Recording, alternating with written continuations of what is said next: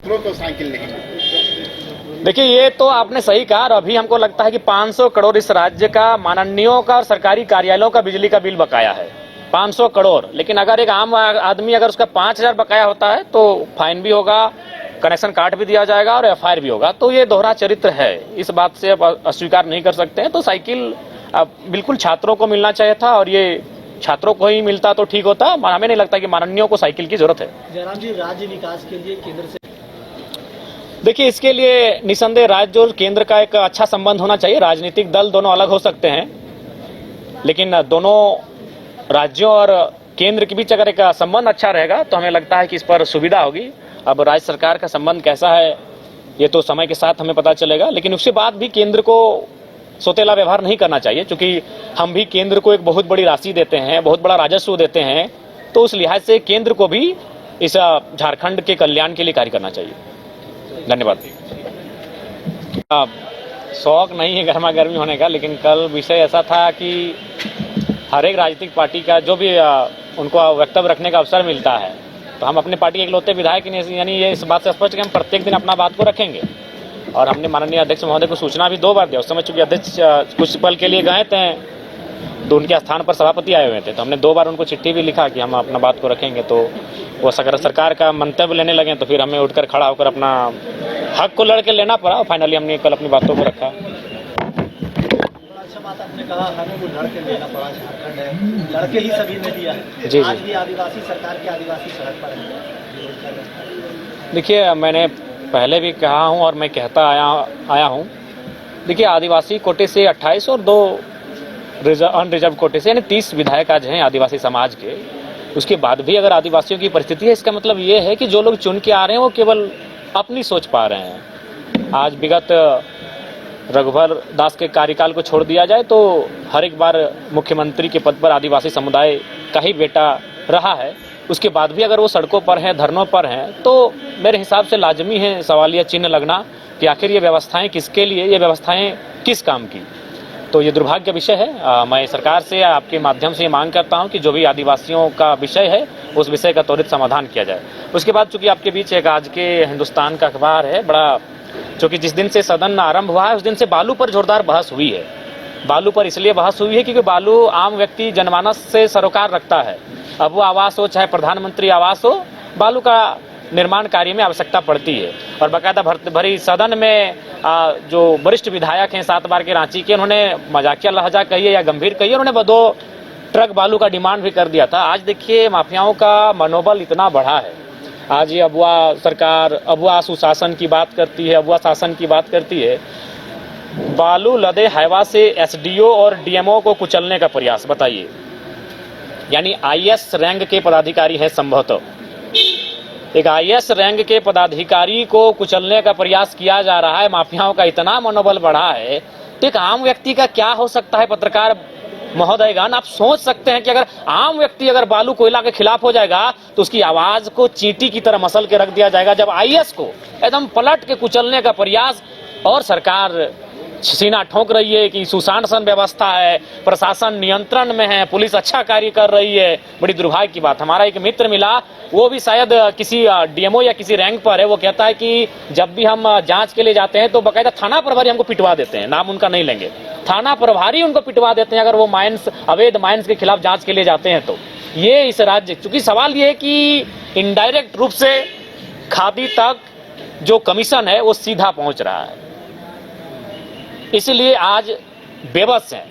माफियाओं का मनोबल ऊंचा है और आम जनमानस तो छोड़िए, आईएएस आईपीएस भी बेबस हैं। अगर वो सपोर्ट नहीं करेंगे अवैध कारोबार में, अगर आईएएस आईपीएस डीसी एसपी अगर सपोर्ट नहीं करते हैं अवैध कोयला खनन में, अगर सपोर्ट नहीं करते हैं अवैध बालू के कार्य में, तो डीसी एसपी भी पिट दिए जाएंगे। ये इस राज्य की असलियत है, इस राज्य की सच्चाई है। और ये हम नहीं कह रहे हैं माननीय लोकतंत्र के 4थे स्तंभगण, ये आपके ही लोकतंत्र का एक सिक्का है, प्रिंट मीडिया कह रही है। बिल्कुल, राज सरकार की उदासीनता से उत्पन्न होता है। माफिया राज सरकार के जो लोग बैठे हैं सिस्टम में, उनके लोभ से पैदा होता है। जब उन्हें लोभ लगता है, वो हर जगह कमीशन खोजने लगते हैं, बालू में, कोयला में, पत्थर में, ढेका में, तो माफिया राज उत्पन्न होता है। क्योंकि वहां आपको इन कामों में आप सादे कपड़े पहनकर ये काम नहीं कर सकते हैं, ये काम आपको काले कपड़े पहनकर करना होगा। इसलिए रात के अंधेरों में सिंडिकेट के माध्यम से करवाते हैं। अभी हजारीबाग में आपने सुना होगा, डीआईजी आए हैं, 50 गाड़ी रोका है उन्होंने अवैध कोयला का। डीआईजी रोके हैं, एसपी नहीं है सड़क पे, डीएसपी नहीं है। सवाल होता है, इसका मतलब है कुछ लोग मैनेज हो रहे हैं, जब वहां तक मैनेज नहीं हुआ तो अटैक। लेकिन आप की जब सरकार मैनेज है, आप कह रहे खादी तक कमीशन पहुंच रहा है, तो फिर डीआईजी वाईजी की क्या बात है? कुछ लोग हो जाते, छूट जाते, जैसे नया तबादला हुआ तो छूट गए। जब छूट गए तो उनको ये कहा जाता है कि जब अगला बार फिर से जब सिस्टम चलेगा उस समय आपको देखा जाएगा। तो सिस्टम ना चलने तक का इंतजार नहीं कर पाते होंगे। कैसे भ्रष्टाचार रुकेगा? देखिए, भ्रष्टाचार रोकने के लिए सैद्धांतिक पॉलिटिक्स होना चाहिए। लोकसभा चुनाव के बाद हम लोग दिल्ली एक इंडियन स्कूल ऑफ डेमोक्रेसी कार्यक्रम में गए थे। वो कार्यक्रम कितना बड़ा था वो मायने नहीं है, लेकिन उसमें 3-4 मिनट का ही एक वक्तव्य आया था कि कोई भी राजनीतिक दल रहे, बीजेपी रहे, कांग्रेस रहे, जेएमएम रहे, आजसू रहे, कोई भी राजनीतिक दल रहे, सपा रहे, लीडर का प्रिंसिपल होना आवश्यक है। पक्ष रहे, विपक्ष रहे, अगर जिस दिन इस देश में, इस राज्य में सैद्धांतिक नेताओं का उदय होगा, जिस दिन वो नेता जनता की समस्याओं को खुद से कनेक्ट होकर देखेंगे, जब वो जनता की समस्याओं से रोएंगे, दुखी होंगे, तभी बदल पाएंगे। और नहीं तो परिस्थितियां जस की तस हैं। आज बजट पे चर्चा हो रही है, आज ऊर्जा विभाग का बजट है, श्रम विभाग का बजट है, उद्योग विभाग का बजट है, लेकिन जयराम जी, लेकिन जनता के पास तो कोई थर्मामीटर जो भी जाता है जनता के पास, वो तो अपने आप को नहीं, जनता के पास कुछ नहीं है, जनता के पास कुछ नहीं है पांडे जी। नेताओं में नेतृत्व गुण जो है उसमें सुधार की आवश्यकता है। निसंदेह जनता के पास कोई मीटर नहीं है जिससे वो नापे, वो आकलन कर पाए। अब वो नेताओं की सद्बुद्धि पे निर्भर करता है। अगर उनमें सद्बुद्धि आएगी तो राज्य सदगति से चलेगा, और नहीं तो इसी प्रकार के हम लोग आवाज करते रहेंगे। अभी तो देख रहे हैं, और हम इसमें क्या कहेंगे, सरकार के जो अंग हैं वो सरकार को घेर रहे हैं।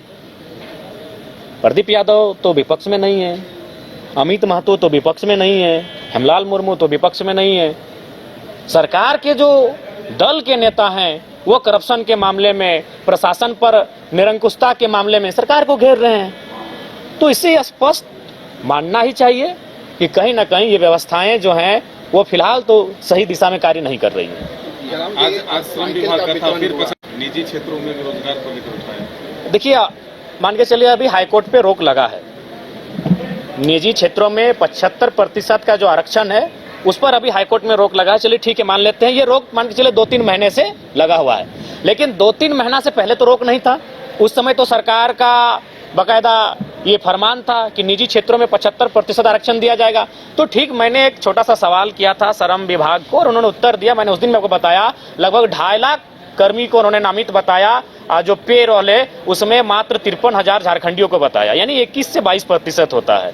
तो ये अखबारों में कहती है 75%, टीवी चैनलों में आके कहती है 75%, तमाम मीडिया इंटरव्यू में कहती है 75%, लेकिन धरातल में जो संक्षिप्त आंकड़ा हमें मिला है उसमें बकायदा श्रम नियोजन विभाग ने इस बात को स्वीकार किया है कि 21% ही झारखंड के लोग वहां नौकरियां कर रहे हैं निजी क्षेत्रों में। लेकिन जयराम जी, अभी तो झारखंड विश्व स्तरीय मेडिकल सुविधाओं से युक्त रांची का देवनिका हॉस्पिटल, जहां है neonatal ICU, burn intensive care unit, modular operation theatre, 24/7 emergency trauma service, multi disciplinary ICUs, emergency care, MRI, CT scan, advance cath lab, fully automated path lab, echo, ultrasound, ultra modular patient beds और pharmacy. Devnika hospital and research centre, किफायती दर पर विश्व स्तरीय इलाज, ancillary Chowk, Tupudana industrial area, Ranchi. अगर आप देश के किसी भी कोने में रहते हैं, अगर आप पटना आना चाहते हैं और घर जैसे रहने और खाने का आनंद लेना चाहते हैं तो एक बार जरूर आए होटल डायमंटन। संपर्क करें 9572759746, 9031859981, 0612400153। एड्रेस अपोजिट विद्या संस्कार स्कूल, रंजन पथ, गोला रोड, बेली रोड, पटना 801503।